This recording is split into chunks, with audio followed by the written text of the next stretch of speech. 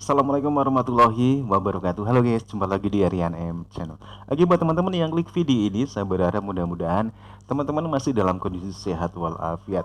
Baik, di kesempatan kali ini saya bisa react kembali sebuah video yang menarik tentunya.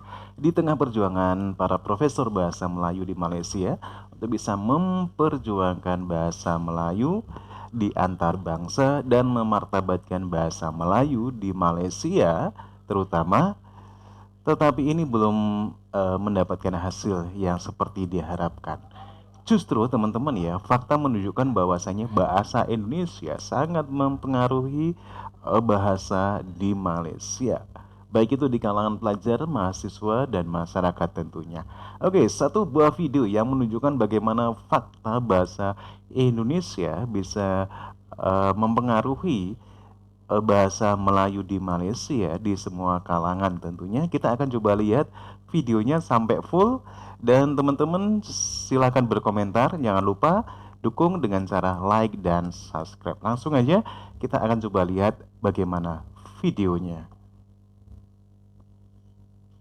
Ini, penyebaran bahasa asing merupakan sebuah fenomena yang biasa. Penggunaan media sosial seperti TikTok, Facebook, Twitter dan sebagainya telah merancangkan lagi proses penyebaran tersebut. Malaysia juga menerima pengaruh bahasa dari negara sekitarnya termasuklah dari Indonesia. Namun, apa yang perlu dirungkaikan adalah sejauh manakah penyebaran bahasa tersebut telah berlaku melalui media sosial terutamanya dalam kalangan pelajar Universiti Malaya. Topik pembicaraan sudah ada, tidak lengkap sekiranya tiada ahli panel untuk mengemukakan idea. Saya perkenalkan keempat-empat ahli panel kita pada hari ini, iaitu yang pertama, Saudari Nur Izzah binti Kamarudin, yang kedua, Saudari Ifah Nadiah binti Bahtiar, seterusnya Saudari Nur Salihah binti Mat Daud, dan yang terakhir, Saudari Nur Ali Suryani binti Muhammad Kamru. Apa khabar semua ahli panel? Alhamdulillah, Baik, sihat. Alhamdulillah. Baik, Alhamdulillah, tanpa melengahkan masa, saya teruskan kepada agenda kita pada hari ini.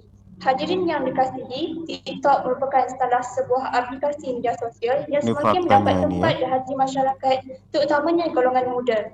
Jadi, soalan saya kepada ahli panel kita yang pertama, iaitu Saudari Izzah, bagaimanakah TikTok boleh menjadi medium penyebaran bahasa Indonesia dalam kalangan masyarakat kita?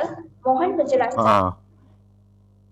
Terima kasih atas soalan yang sungguh bernas, Saudari Nisa. Tapi sebelum saya menerangkan bagaimana TikTok ini boleh menjadi medium penyebaran bahasa, izinkan saya untuk terangkan serba sedikit tentang apa itu penyebaran bahasa.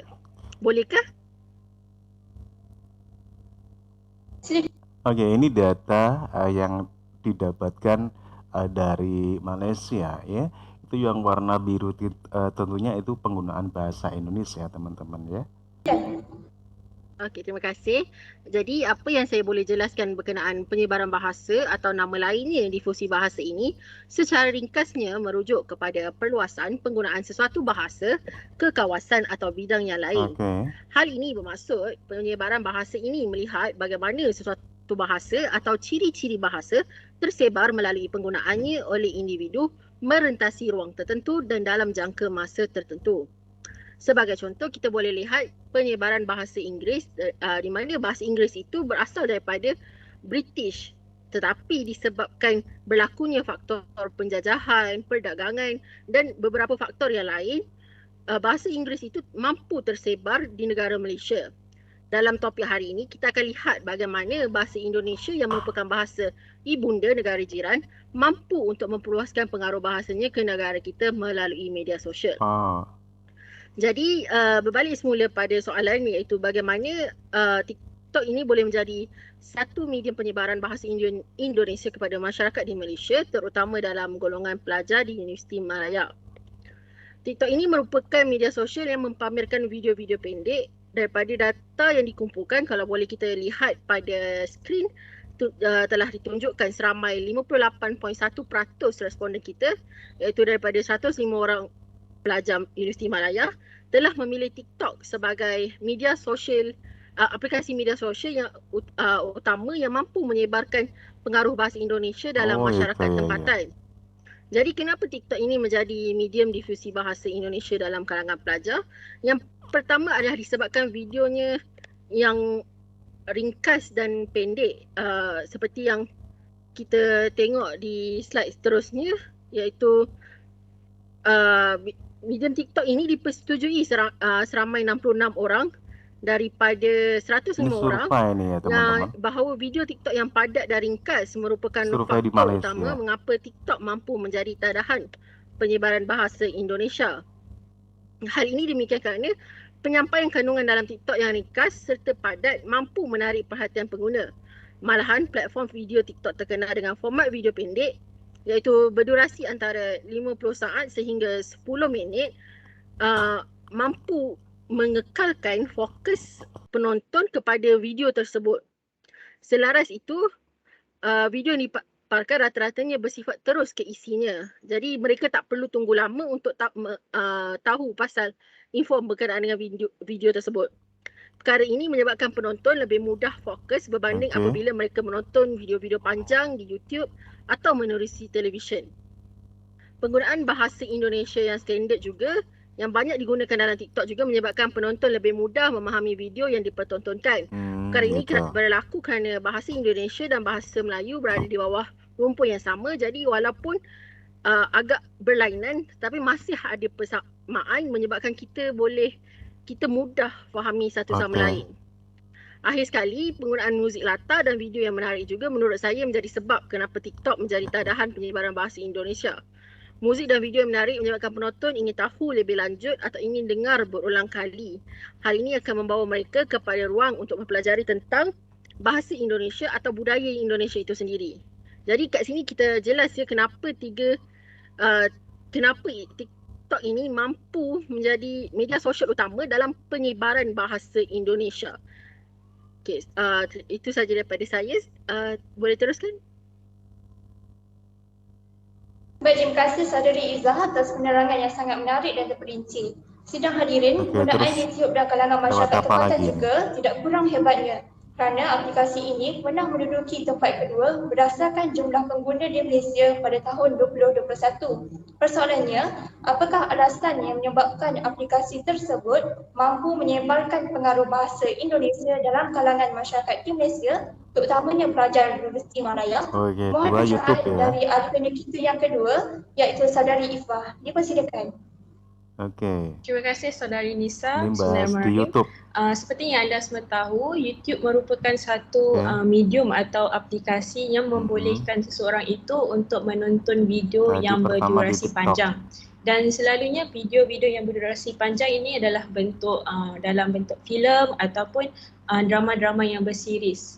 Jadi kalau kita lihat dalam konteks Indonesia, drama-drama berseries ini juga dipanggil sebagai sinetron. Jadi kalau kita lihat masyarakat di Malaysia, terutama sekali pelajar Universiti Malaya, mereka kebiasaannya mempunyai berbagai tugasan, kuis dan sebagainya untuk disiapkan. Dan mereka gunakan masa yang ada hanya untuk menghadap buku-buku dan laptop untuk menghabiskan tugasan mereka.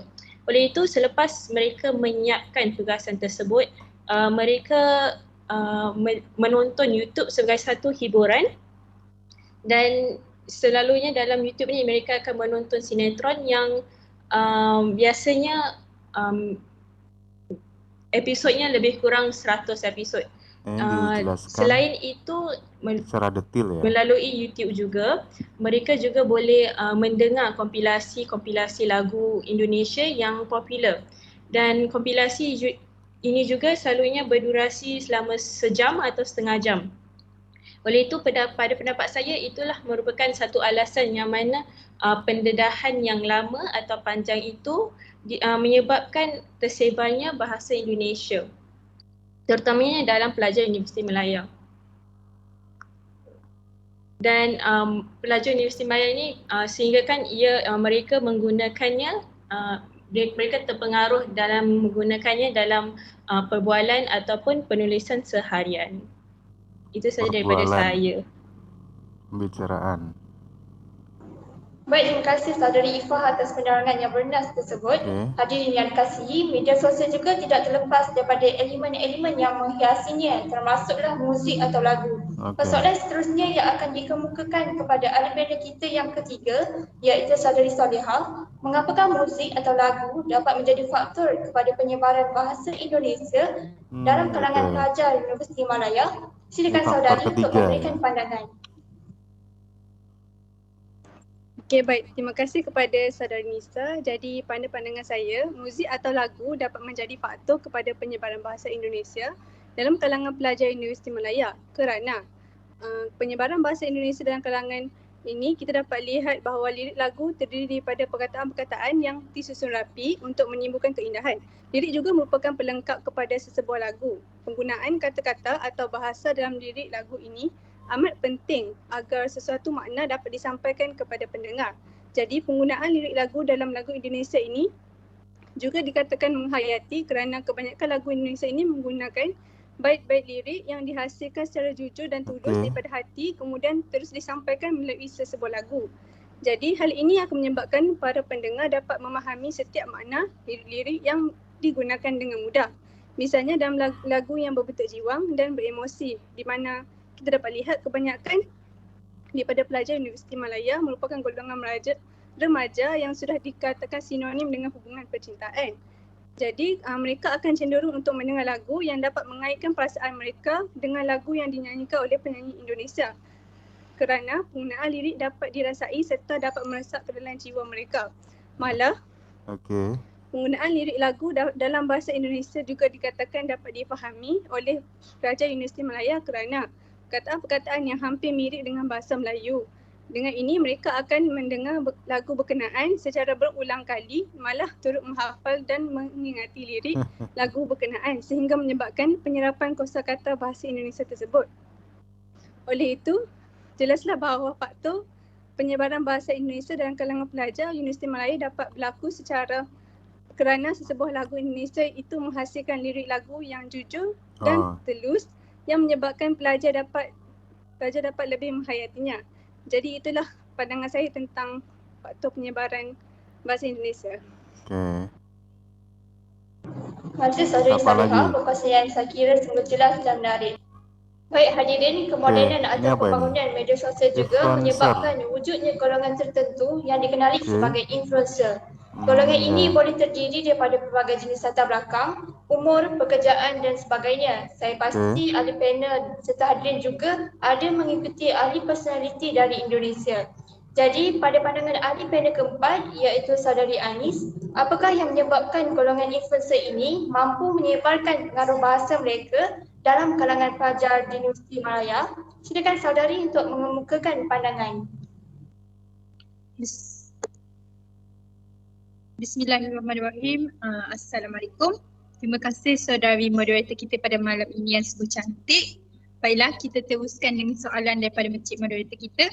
Apakah yang menyebabkan golongan influencer mampu menyebarkan pengaruh bahasa mereka dalam kalangan pelajar Universiti Malaya?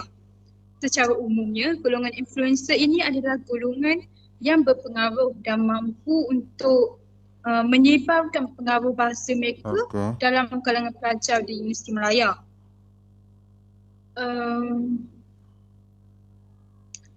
Apa sahaja yang dilakukan oleh golongan influencer ini akan diikut-ikut dan pelajar juga akan terikut-ikut dengan apa sahaja yang mereka lakukan dalam semua aspek kehidupan mereka. Dan ini boleh menjadi ikutan masyarakat. Hal ini termasuklah dari aspek bahasa. Golongan pelajar, terutama pelajar Universiti Malaya, senang terikut dengan aspek bahasa yang dituturkan oleh influencer ini. Tidak kira lah influencer ini dari negara seberang maupun rakyat Malaysia sendiri. Jadi, apakah faktor-faktor yang di sebalik penyebaran bahasa ini? Faktor utama penyebaran bahasa ini adalah kerana biasa kita lihat kebanyakan benda-benda tular atau trend baru di media sosial sering bermula dari Indonesia.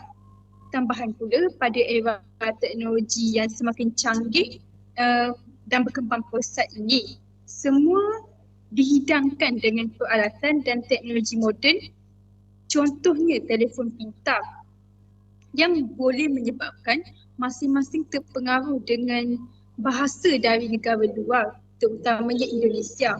Selain itu, Sangat pelajar-pelajar besar ini banget ya juga pengaruhnya ya. sering mendengar lagu-lagu dari negara luar, termasuklah negara Indonesia sendiri yang dipasangkan di corong-corong radio dan sering diperdengarkan di kaca televisyen maupun Stasiun telefon pintar itu sendiri. TV. Media sosial seperti YouTube sering didengarkan oleh pelajar-pelajar. Kebanyakan pelajar gemar untuk mendengar lagu dari negara seberang ini ketika melakukan tugasan. Hal ini kerana lagu-lagu atau lirik lagu itu sendiri lebih menghayati. Seterusnya, pelajar juga biasanya menonton video dalam bahasa Indonesia. Hal ini menyebabkan tersebarnya bahasa Indonesia itu sendiri dalam kalangan pelajar Universiti Malaya secara meluas.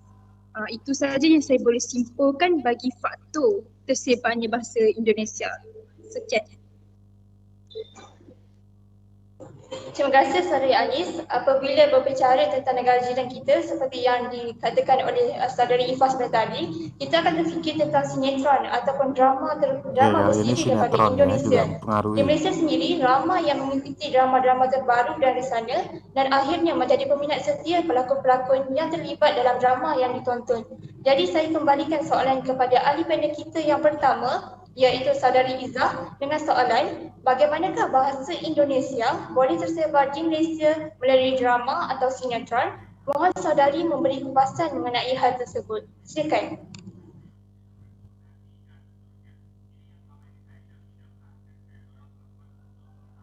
Seperti yang kita tahu, drama Indonesia ini memang daripada dulu lagi telah banyak disiarkan di siaran TV di Malaysia.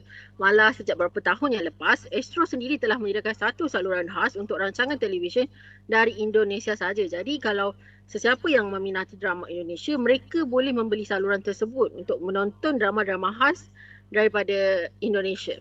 Jadi kalau saya sendiri, saya rasa tidak hairanlah mengapa drama atau sinetron Indonesia ini mampu menjadi tadahan penyebaran bahasa Indonesia. Sebab seperti yang moderator kita cakap tadi, memang kita ni dibesarkan dengan drama dan sinetron daripada negara jiran. Mungkin bukan semua, tapi saya pasti ramai yang menonton drama-drama Indonesia sewaktu mereka kecil. Sebagai contoh, drama Baim, Nada Cinta, Bawang Putih Bawang Merah dan sebagainya.